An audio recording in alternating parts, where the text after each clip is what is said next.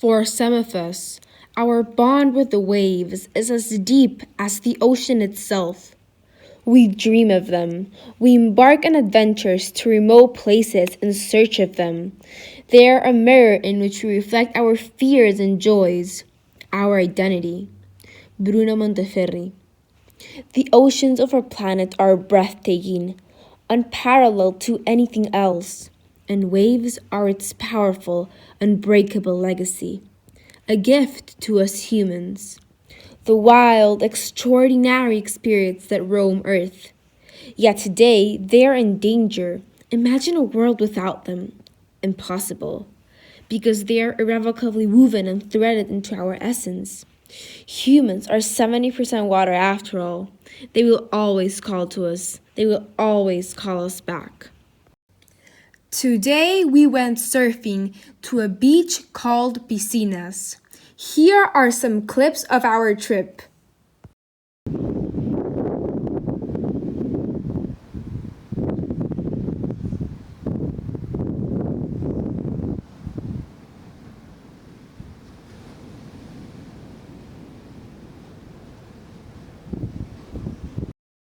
The Peruvian coast, all the way from Tumbes to Tacna, thrives in perfect waves.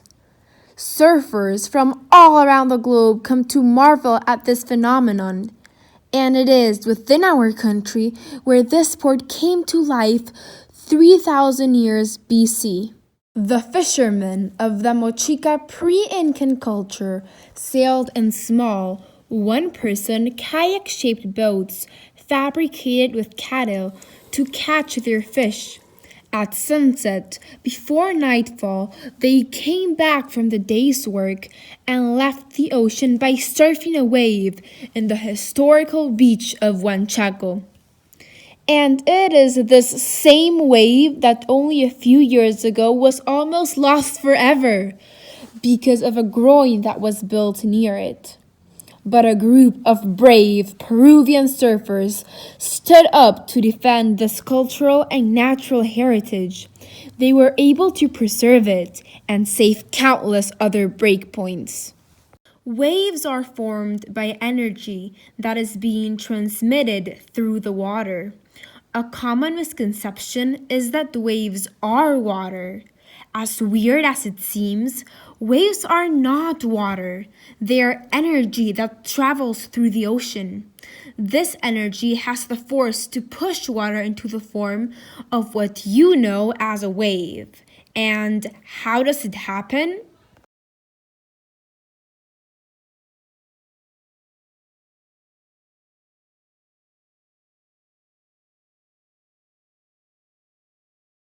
Remember the wave we were talking about earlier?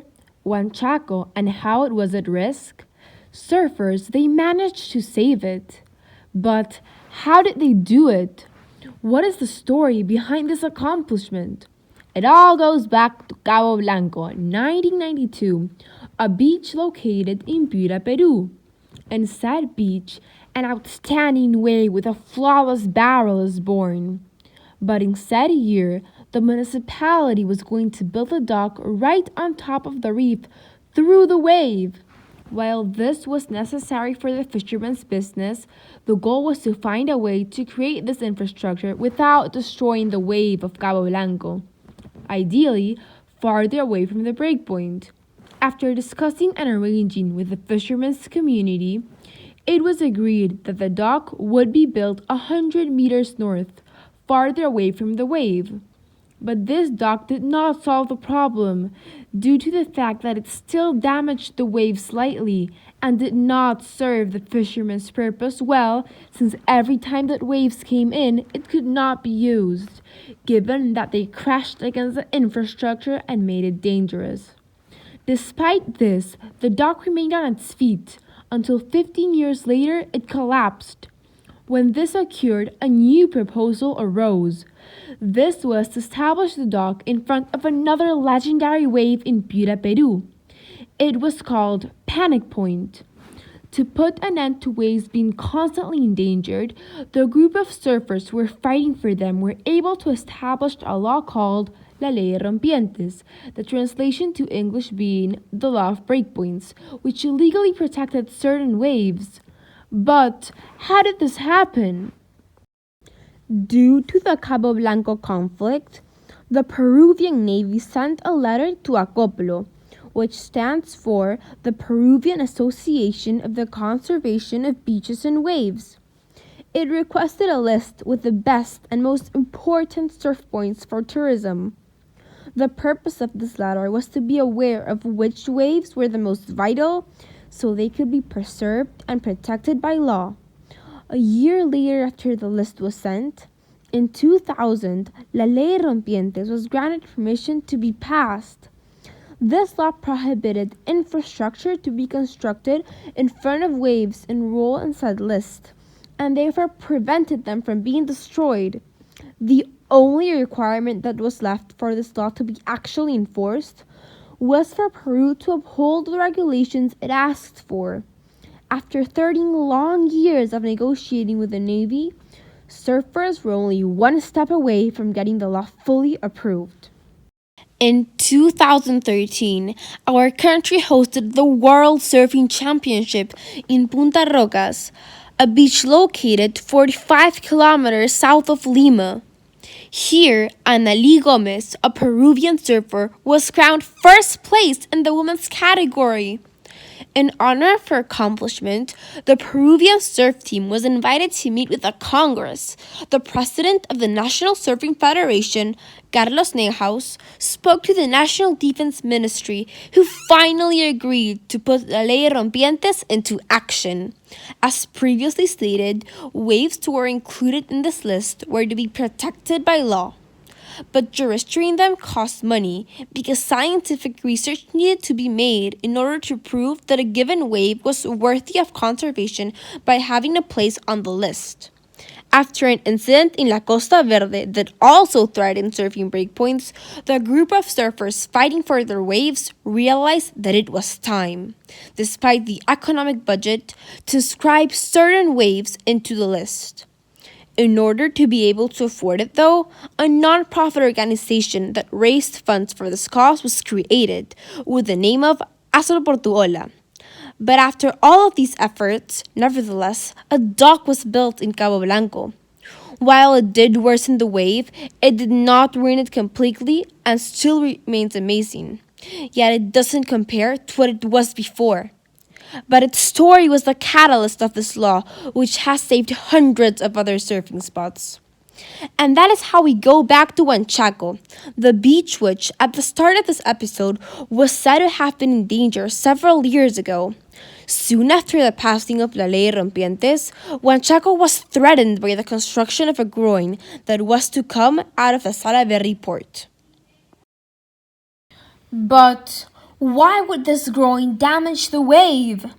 After speaking so much about infrastructure putting an end to them, do we even know why? In Huanchaco's case, groins, but this also applies to docks among other similar infrastructure, work like this.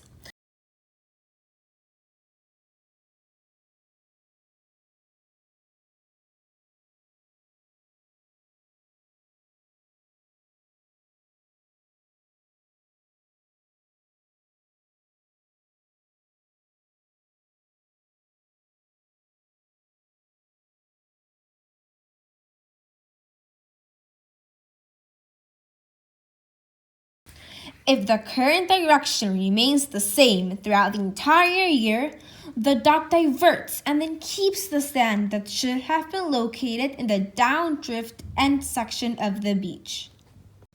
When they built this groin in Huanchaco, it took away the sand from the northern part of the beach. And in order to level it up, the government built a number of jetties in that area. This way, the jetties on the northern side of the groin would also trap sand, which would cause the beach to fill up again. But thanks to La Ley de Rompientes, surfers were able to agree with the government on a design that did not ruin the wave.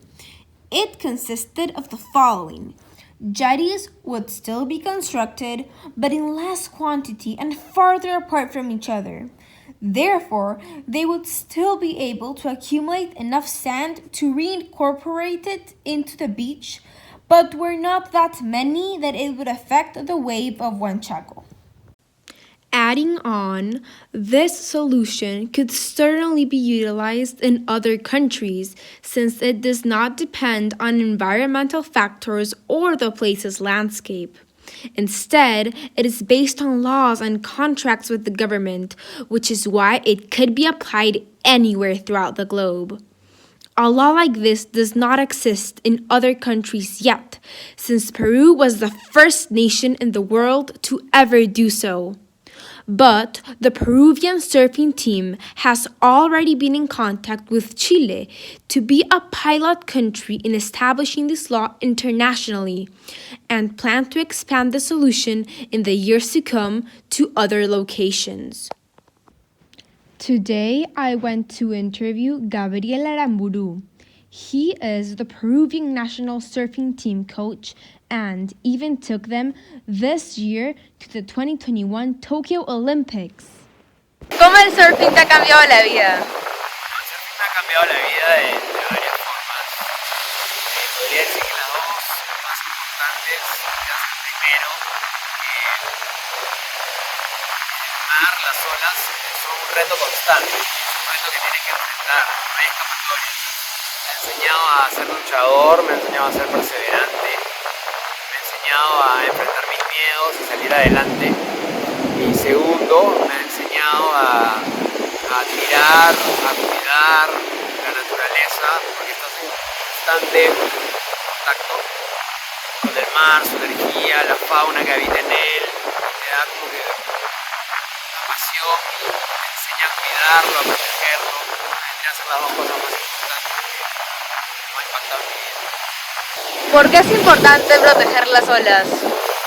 Es importante proteger las olas porque son estadios naturales para todos. Son espacios de libre esparcimiento naturales, llenos de energía, de flora, fauna,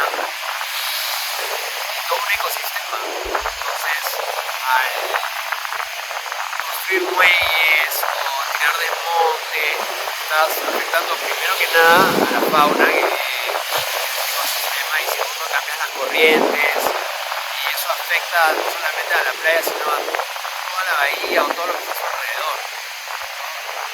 Es súper importante conservar estos espacios naturales. Energy, water, it runs through us. It is us. We ride waves. We marvel at their beauty and unnerving power. We fear their presence, yet they are our greatest adventure. We cannot tame them, for they are the legacy of the oceans of our world. And now it is our legacy to protect them. It is our legacy to fight for this breathtaking phenomenon of nature and the seas themselves.